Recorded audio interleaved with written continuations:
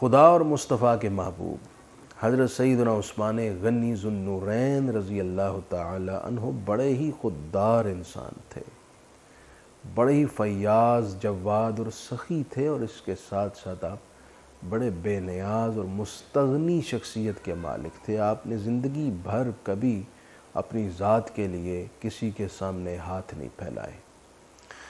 آپ 11 سال 11 ماہ اور تقریباً 11 دن خلافت کی ذمہ داری پر متمکن رہے، لیکن حیرت کی بات یہ ہے اتنے طویل عرصہ یہ ڈیوٹی کرنے کے باوجود کبھی آپ نے بیت المال سے تنخواہ نہیں لی۔ آپ اپنے ذاتی اور گھریلو اخراجات کرتے مگر اپنی جیب سے۔ آپ غرباء، مساکین، رشتہ داران اور اللہ کے بندوں کی مدد اور خدمت کرتے مگر اپنی جیب سے۔ حضرت سیدنا عثمان غنی رضی اللہ تعالیٰ عنہ ہر سال حج کرتے۔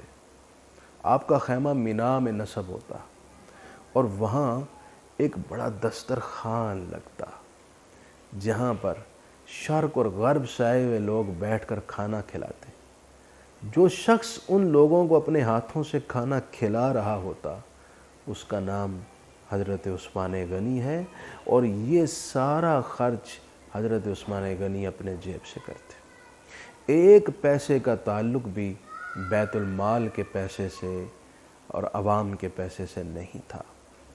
یہ ہے وہ مثال جو خلفائے راشدین نے رقم کی، جس کی آج دنیا کو ضرورت ہے، اور خصوصاً پاکستان کے جو معروضی حالات ہیں ان کو دیکھا جائے تو جس شدت کے ساتھ سادگی کی یہاں ضرورت ہے شاید دنیا میں کسی اور خطے میں ایسی ضرورت نہ ہو۔